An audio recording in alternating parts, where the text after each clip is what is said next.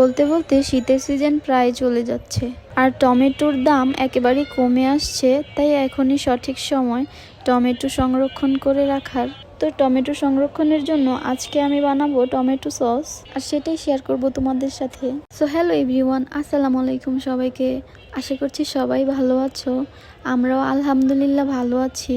শীতের এই শেষ সময়টাতে টমেটোর দাম যেহেতু অনেকখানি কমে আসে, তাই সবাই কম বেশি সংরক্ষণ করে রাখে।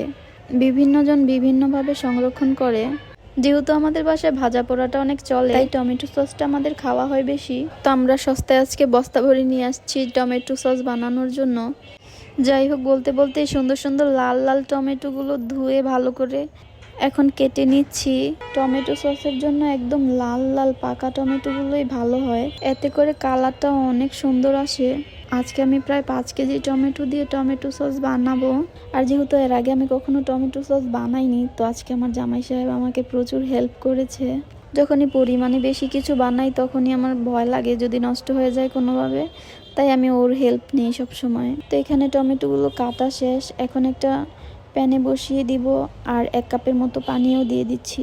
তারপর এগুলোকে অনেকক্ষণ ধরে সিদ্ধ করে নিতে হবে। তো মোটামুটি আমাদের এখানে সিদ্ধ করা হয়ে গেছে। এখন এগুলোকে অন্য একটা বলে ঢেলে একদম ঠান্ডা করে নিতে হবে। ঠান্ডা হয়ে গেলে এখন অল্প অল্প করে ব্লেন্ড করে নিব। আমি সবসময় এই জিনিসটা খেয়াল করি, যখনই আমার হাজব্যান্ড আমাকে কোনো কিছুতে হেল্প করে সেই জিনিসটা খুবই ভালো হয়।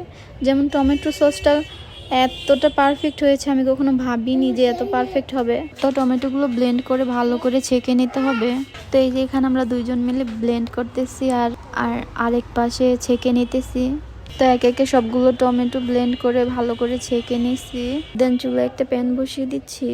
এখন ছেঁকে রাখা টমেটোগুলো ভালো করে অনেক সময় নিয়ে জাল দিতে হবে।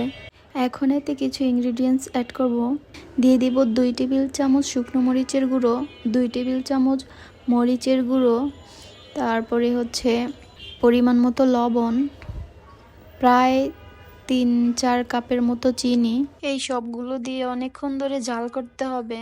তারপর অ্যাড করব ভিনেগার মানে সাদা সিরকা, আর হচ্ছে 2 টেবিল চামচ কর্নফ্লাওয়ার। তো এটা ভালো করে মিশিয়ে এই মিক্সচারটা সসগুলোতে অ্যাড করব। এই কর্নফ্লাওয়ার আর ভিনেগারটার কারণে এটা অনেক দিন পর্যন্ত ভালো থাকবে। তো এখানে একটু একটু করে ভালো করে এই মিক্সচারটা মিশিয়ে নিতেছি।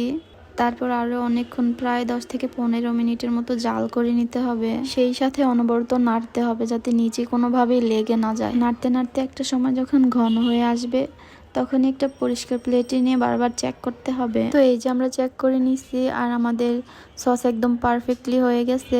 আর কালারটার কথা কি বলবো, এত সুন্দর আসছে, একদম লাল টকটকে একটা কালার আসছে। আর খেতেও একদম দারুণ হয়েছে।